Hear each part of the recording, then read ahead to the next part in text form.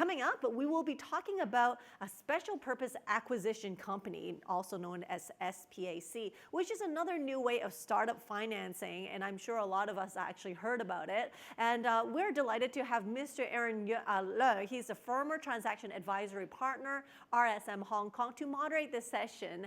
And our guest speakers are Mr. Manoj Jain, Co-CIO and co-founder of Maso Capital. We also have Mr. Tucker Highfield, MD, co-head of Asia Pacific Equity Capital Markets, Bank of America Securities. Now, everyone, please get ready. Oh, wow, that was really fast. Okay, so I'll just, everyone, let's welcome them with me, and I will now pass the floor to Aron.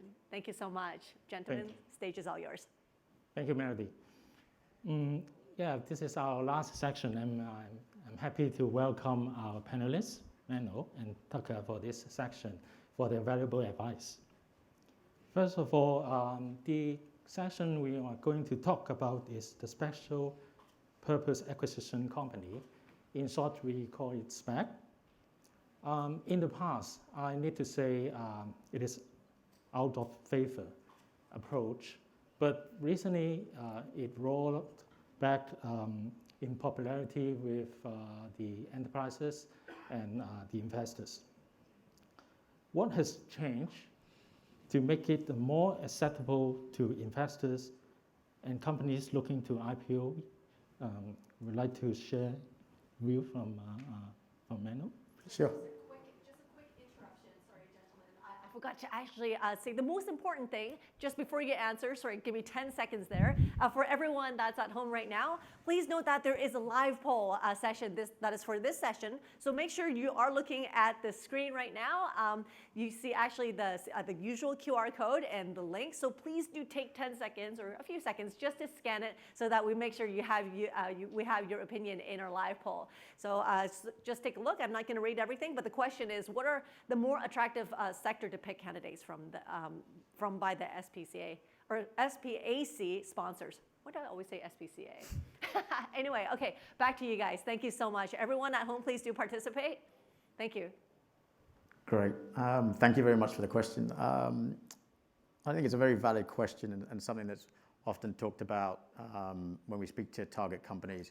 So I think historically, and this is sort of winding the clock back 10 plus years or so, there was an understanding or a viewpoint that the idea of a special purpose acquisition company was a negative bias or adverse selection issue for a company to go public. i.e. it would choose a traditional IPO route, and if it can't succeed in that, it will go via a SPAC. What we've seen though in the last few years is what we call sort of SPAC 2.0 or the rebirth of the concept of what a SPAC is, and that generally has a more attractive structure for the investor community on the buy side. So these are long onlys and hedge funds who are participating in the IPOs of the SPACs, a high quality sponsor. So these are high and highly attractive and well branded private equity guys or industry execs.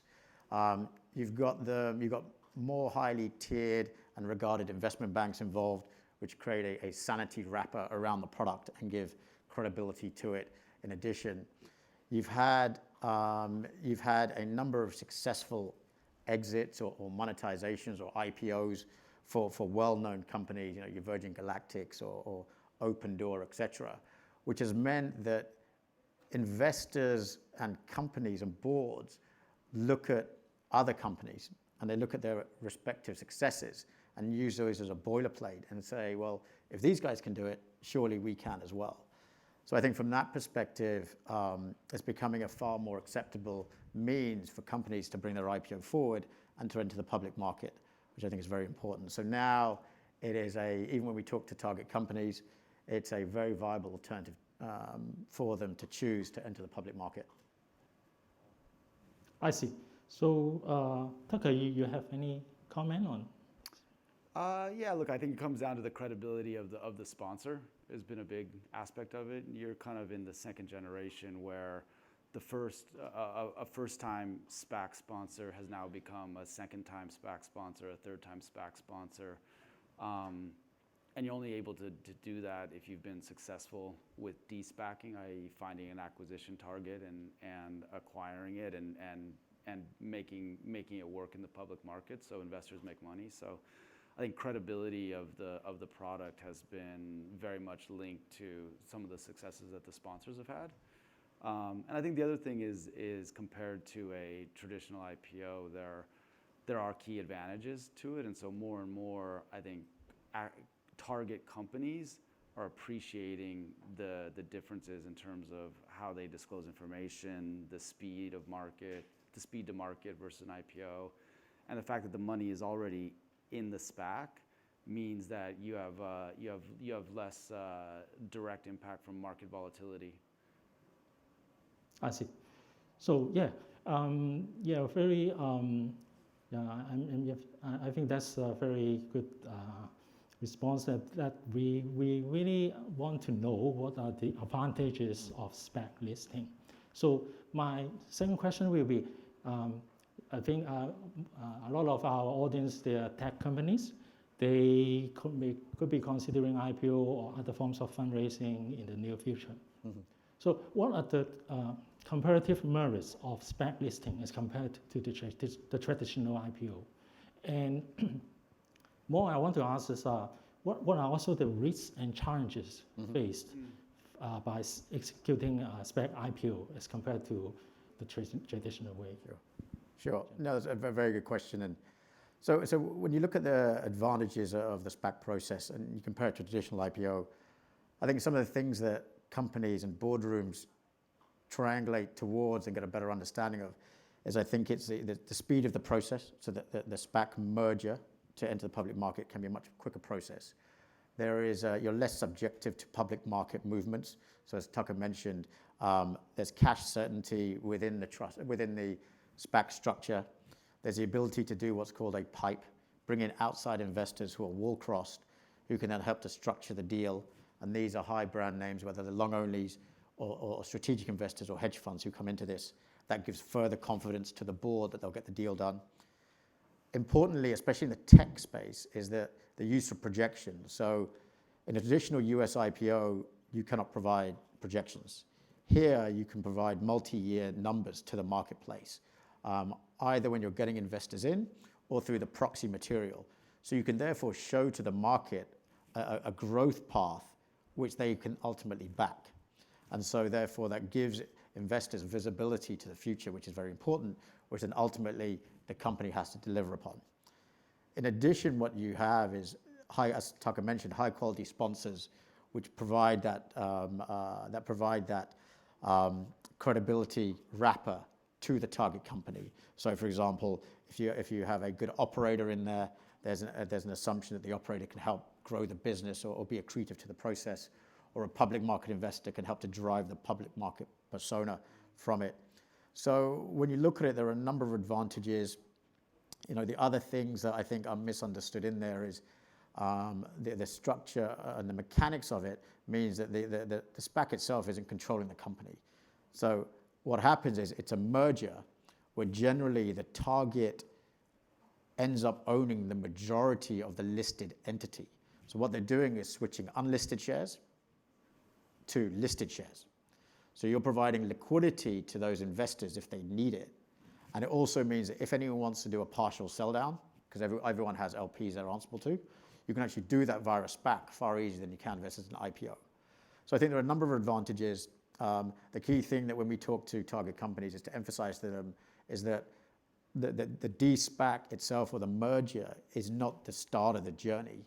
Is that at that point, we all have to work together and re-rate the stock from X to Y. And so the company still needs to deliver on the operating metrics. So in a similar way to an IPO, there's the burden of responsibility is still on them for the operations.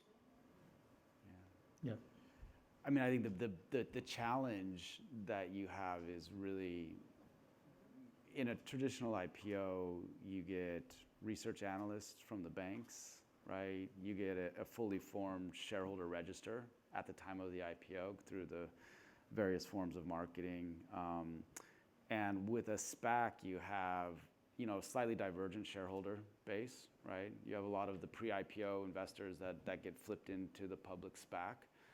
And you have to build your public market presence without the benefit of an IPO event, because it's structurally, it's a merger.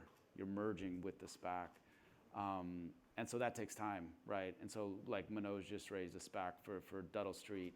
You know, and one of the big advantages he has as a public market investor is that he can help the company package their business for the public markets. So the PR, the IR, the connections with the banks, the connections with research analysts, et cetera, to help promote the business as a public company. But that's one of the key challenges, is that you don't get some of the Wall Street benefit that an IPO gives you. You have to kind of build that as a public company once you're already out there. I see. So yeah, you just mentioned about the Duddle Street Acquisition Corp that done by Manoj.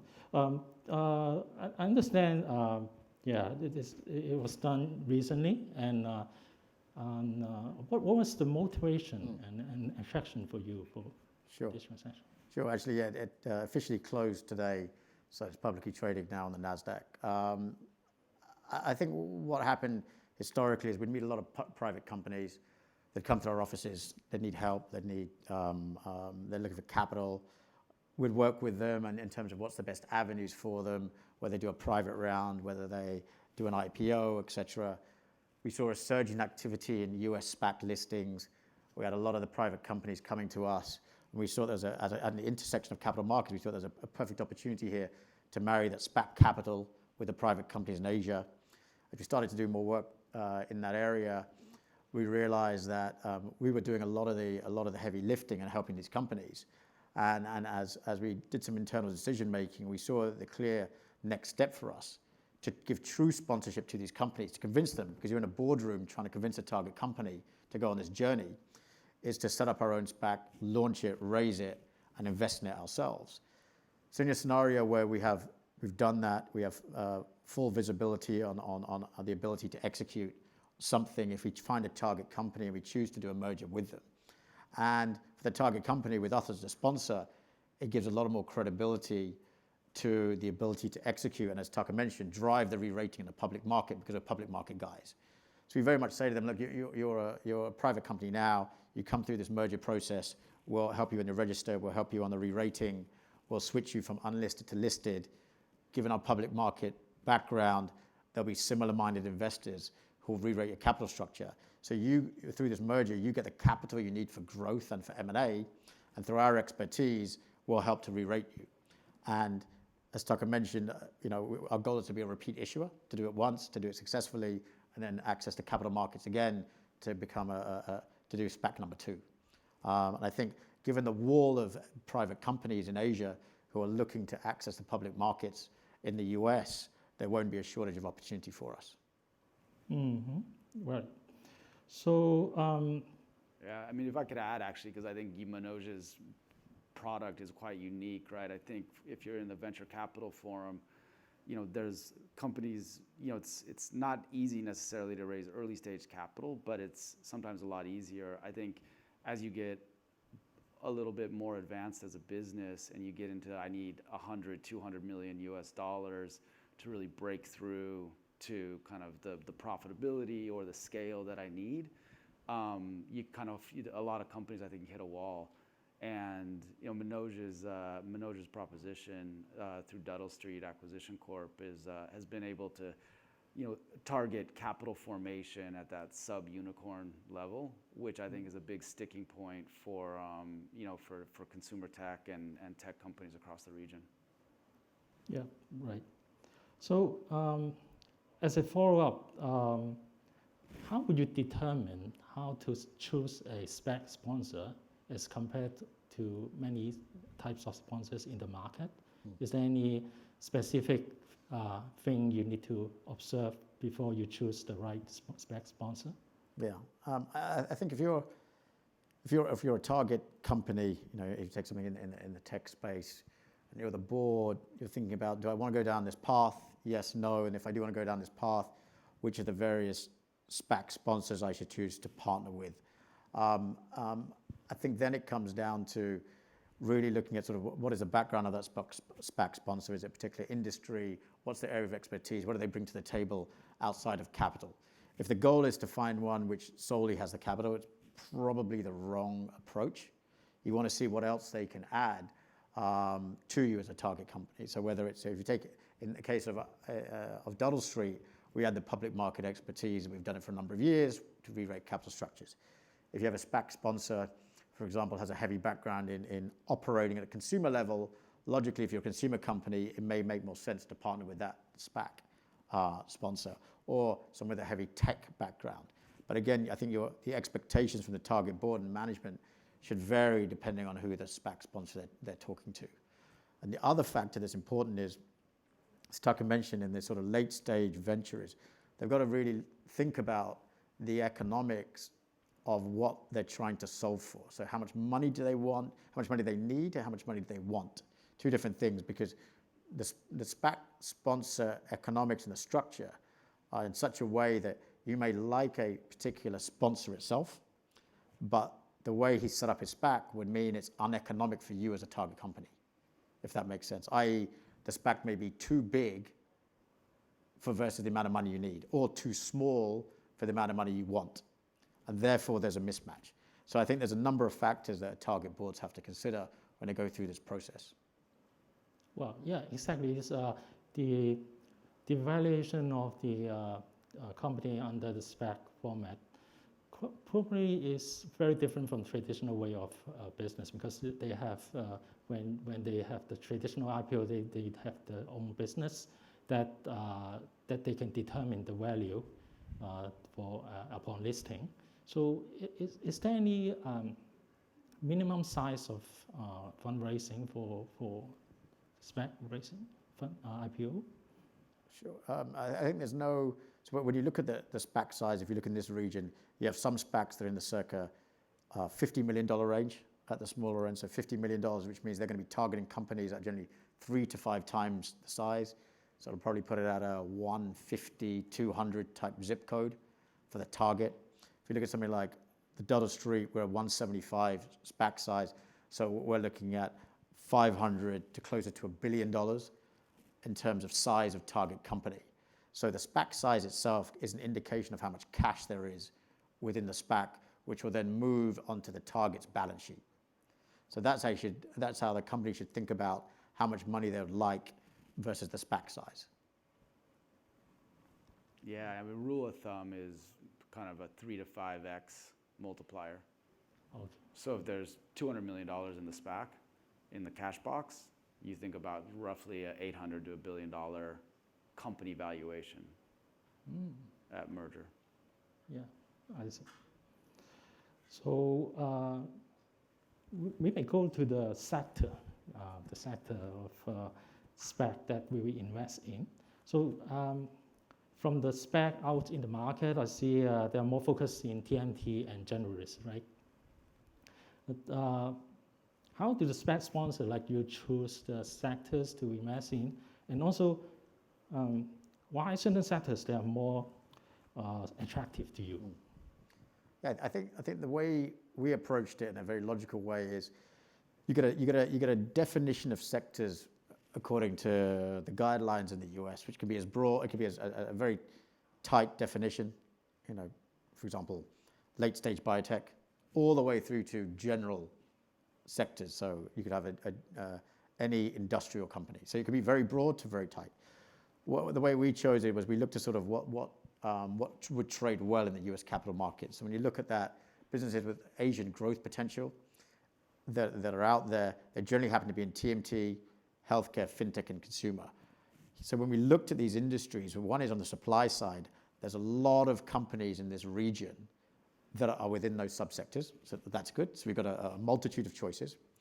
High growth, large total addressable market, US listed comparables, which is very important for public market investors, research analysts who cover the stock,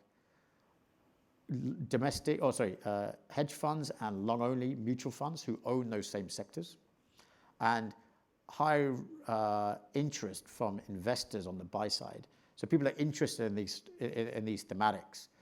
And generally in Asia, you're also getting higher quality and high caliber management in those sectors. And generally will have prior venture capital rounds, whether it's Series A, B, or C, invested in by highly regarded venture capital or private equity firms. So when you marry those all together and you look at it, we end up coming into a scenario where we had sort of a number of industries that are more likely to be our target sectors. But again, we're not limiting ourselves to anything. So if anything particularly interesting comes up, we can always adjust our criteria as appropriate. Yeah, I think, well, look, I think that a lot of SPACs put in just generalist as their definition in the filing documents, just so they can maximize flexibility. I think the key driver of what what spurs the imagination of the investors is, again, it's a merger format, so you can do forecasts, and that really means growth, right? The key commodity that SPAC investors want to see is high growth. And I think the sectors that Manoj mentioned are the ones that have been most consistently exhibiting those features. Mm-hmm. Right. Okay. With the recent development of the increasing scrutiny of Chinese companies listed in U.S., some of them, and actually many of them, are returning to Hong Kong and China. Do you think that this still makes sense for Chinese companies to go to US for listing? Sure.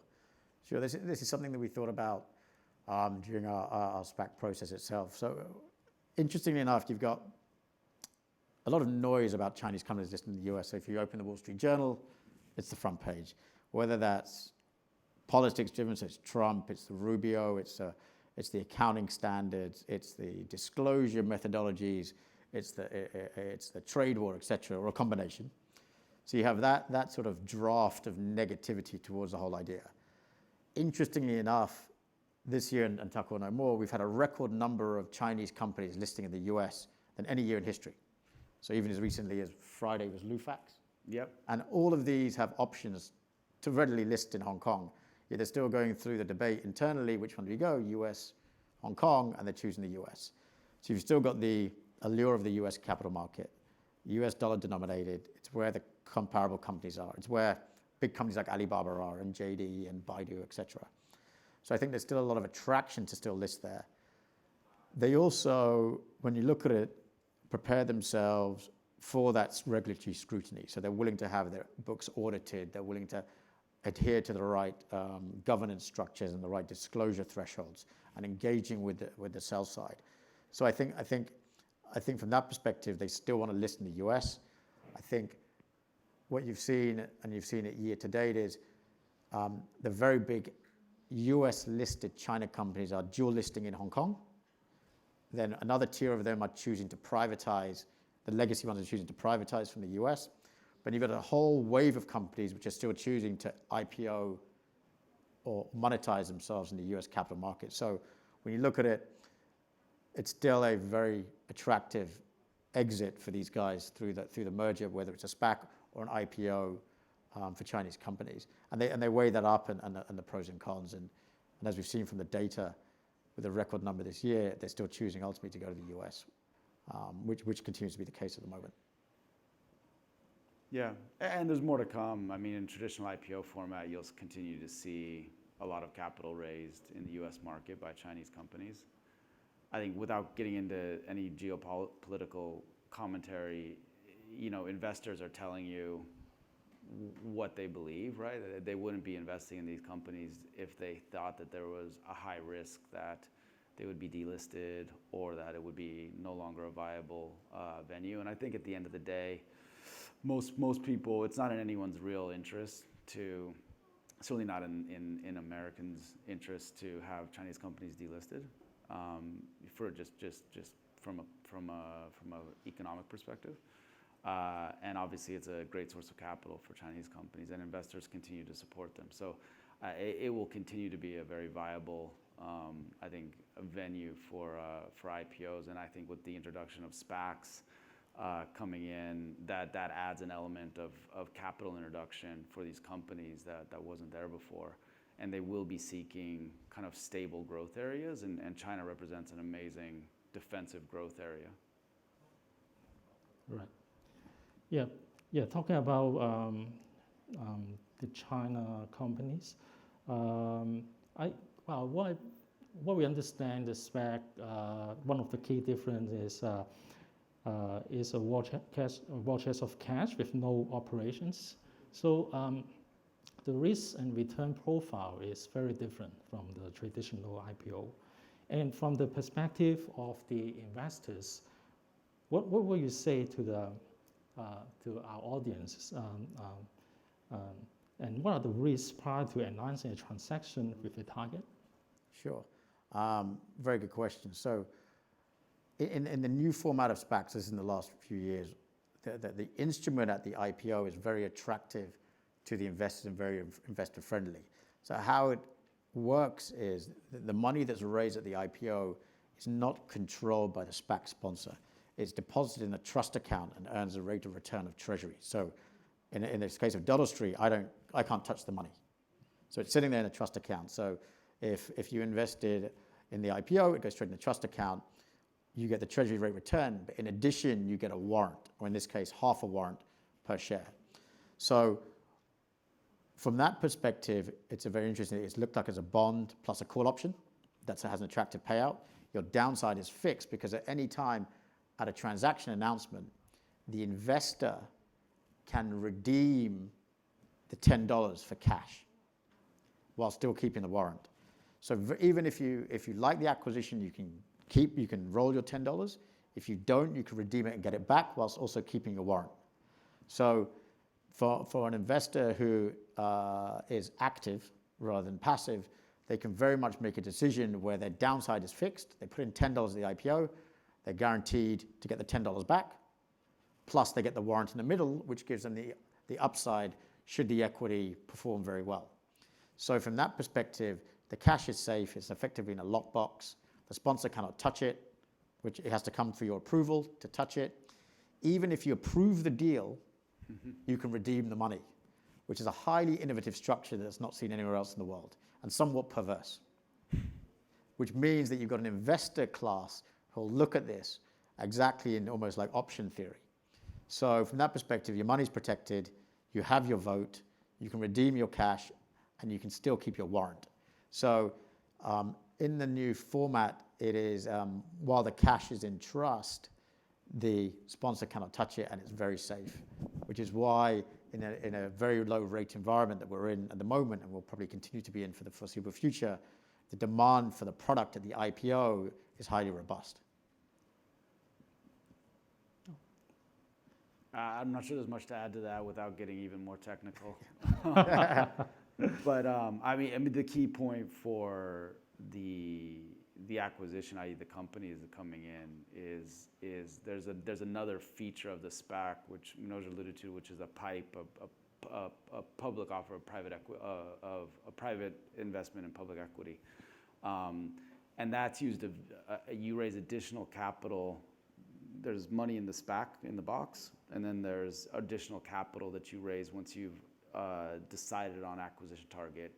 And then you go and basically in private pitch the acquisition target to some investors, and those institutional investors help to validate the valuation that the SPAC is paying for the target. And so that's another element of kind of the capital raising structure that the SPAC represents. Well, looks like the capital raising structure as well as the trust account treatment, there's one of the protection to our investors, right? So talking about protection, because the Hong Kong Stock Exchange, they're consistently doing quite well in IPO in the world. So my question is, so Stock Exchange also make some changes to attract companies to list. For example, they allow pre-profit biotech companies to list in the Stock Exchange. which has a different risk return profile. And also, to my point, which is like similar to SPAC because they are not making money.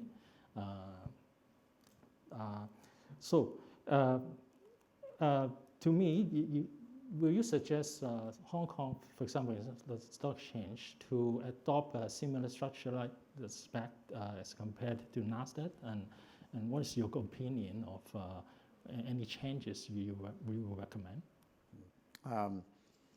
Another good question. So I think given the size and the number of SPACs which have been raised in the US, I think it's incumbent upon any exchange, whether it's the London Stock Exchange, Hong Kong, even Australia, or even Japan, or any developed capital market, to look at the construct of a SPAC, think about what it is, how it would work in its local market, and should it create the flexibility to allow a similar instrument to be created.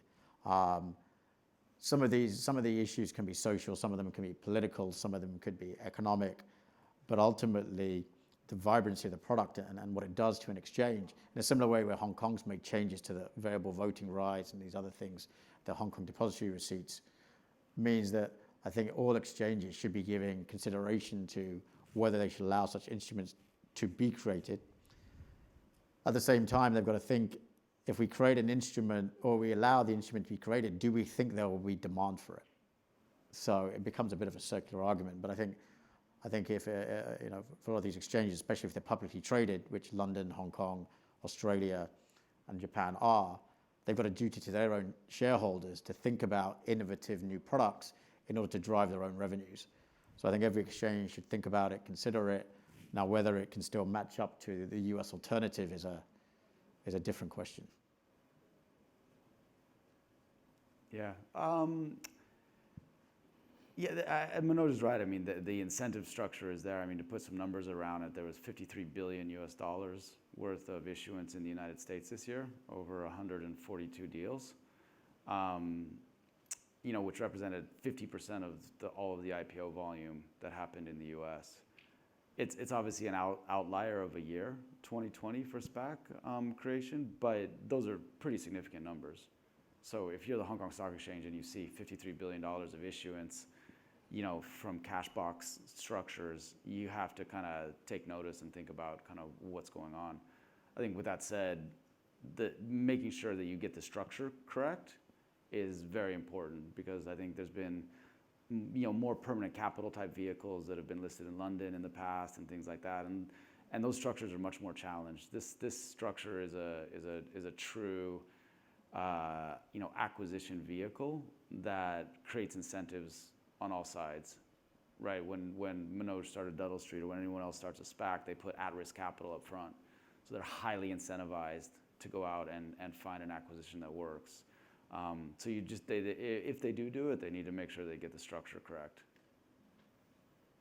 I see. So, do we have any questions from the floor? What are the post-merger trading performance of SPAC which have targeted Asian origins, Manoj?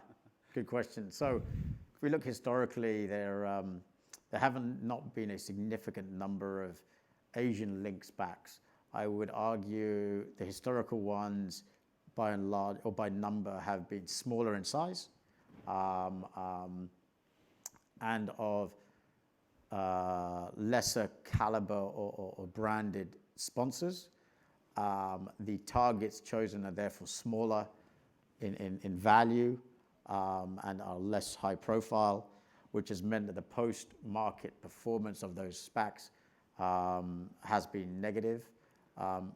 So I think that's one of the overhangs of doing a SPAC in this region, is that the historical trading performance, which therefore then creates a bifurcation and a point of differentiation from a sponsor perspective, that in order to get the backing of the market, you've got to show you're differentiated from the prior guys who haven't necessarily executed. So I think in the more recent times, so let's take the last year or so, the SPACs that have been raised in Asia that are more sizable have better quality sponsors, and there's a higher expectation that the SPAC manager can deliver on a target and it can trade well, which will then help the velocity of the product and the credibility of the product. Yeah. Right. And then we have another question. Generally, with a traditional IPO, the lead managers or the global coordinators will provide the post-listing research on the company. So the question is, how does it work for SPAC after merger? Well, look, for a bulge bracket bank, like Bank of America, the research department independently determines who they cover. So, assuming that the SPAC post the merger is a large enough equity value company, an entity, they would effectively need to go and speak directly to the research departments of the banks and kind of market their story to them, and then the banks independently determine whether or not they're going to pick up coverage of the de-SPACed entity. Whereas in a traditional IPO, again, if Bank of America were doing the deal, we would have our research analysts involved kind of from the beginning, obviously with all the prerequisites of Chinese walls, et cetera, between investment banking and research. But nonetheless, when we're mandated on an IPO, our research analyst gets involved, as do the research analysts from other syndicate banks. Right. Well, I have one question about the timing of preparation of SPAC IPO. Yep. Is it shorter than traditional IPO, or is just roughly the same? Or? Well, you think about that in two components. There's the raising of the capital, which is very quick. I mean, you're effectively taking the bios of the sponsors, kind of a few technical features in the documentation, and the thesis of the SPAC, kind of pre-unicorn, consumer tech, consumer healthcare. And so the preparation is largely a mechanical one that takes kind of somewhere between 3 weeks, 4 weeks, maybe in max, to put the document together and file with the SEC. And then you do the roadshow and marketing. But then the real time consumption is on the back end. Once you've found a target and you put a presentation together to go to the SPAC shareholders and get approval, and potentially raise money via pipe on the back end as well. That process usually takes, in its entirety, from approaching investors to getting approval for the merger, is probably more like 2 to 3 months. So it's considerably quicker than an IPO. Yes. Alternative. Because a lot of the work, it's a merger, so there's a merger proxy that's delivered. Again, given how much money's in the trust from the IPO of the SPAC itself, that helps. Knowing the shareholder base helps.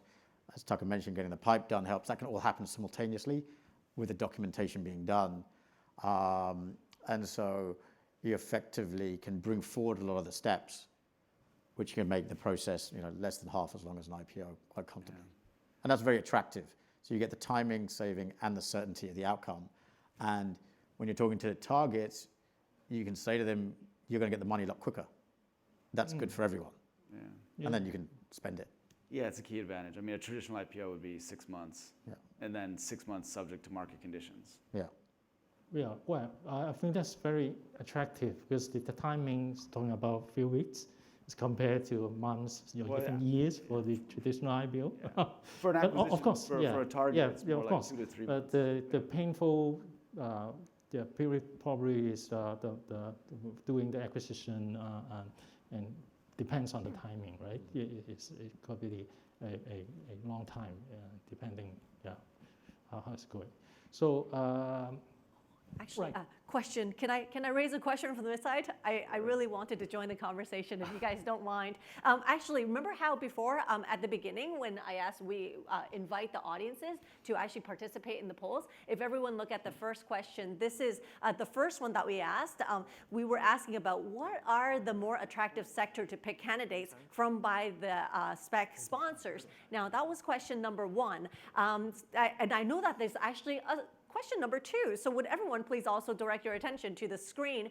The second question is, for Hong Kong and China companies considering SPAC IPO, what are the key benefits compared to the other forms of fundraising from the perspective of business owners? So we actually have 2 questions for the audience. And I know there's a little bit of time left, so while we're waiting for the answers to come in, gentlemen, please continue where you just left off. Or if you want to add something to the poll questions that we have, that's also good too. Yes. Well, for the second question, with Manoj talk about the benefits of SPAC IPO. There are quite some very attractive points. We mentioned a few. So in terms of the 5 the benefits of SPAC IPO, which one do you think is the key benefit to attract the companies to list by SPAC? Sure. I think from our history of speaking to targets overall, I think each company has different levels of priority. So, if you look at it, we've dealt with some companies who their ability to speak to the right investors while they're private is significantly limited. They either don't get the access, they don't know who it is. And so if you take something like that, the marketing process is very important. They want to get in front of the dedicated long-only funds with a good equity story. If you look at some, they've had a negative experience through an IPO process and they've said, you know what, the banks told me something, the market fell apart. So I actually want the fact that I've got A and C, I've got the price discovery, I've got the quote guarantee of the money. If you've got some where they've got slightly more complicated business models, they want the idea to really project the forecasts and they like the idea of the disclosure flexibility, as we call it, that you can do 5-year forecasts because that way investors can give them more credit for it. So I think they all have equal merit, and it just depends on which target you're speaking to, and sometimes by their historic experiences. Right. So are we going to have the poll results sometime? In terms of time, I think we're about there, but would we like to look at the results for the poll? Because can't forget what the results are. Would you like to see it with us? Sure. While you gentlemen are sitting right here. So let's take a look at the results for the first question, shall we? There we go. Would you like to reveal it with everyone? Does it surprise you? Does it surprise any of you gentlemen up there? I'm surprised healthcare didn't got a 0. Yeah. Anything else you want to add to it before we move on to? Yeah, no, I would have thought TMT would have been first, then fintech and healthcare. I know, right? Joined second. And let's take a look at the second question, see if there's any surprises there in terms of the poll results. Let's take a look at the results for the second question. Ooh. Interesting. I know, eh? That would be, I wonder how much of that is COVID linked. Oh, that's a very... So you take a company in Q1 this year who wanted money, and they couldn't get it. This gets them, maybe that's the driving the answer. Oh, that could be one of the contributing factors. Forgot to think about that. But other than that, it looks like we're good for time. I just want to say thank you again, gentlemen, for joining us today for the last track. And that's the end of the venture track for today. A big round of applause to everyone with us and also at home.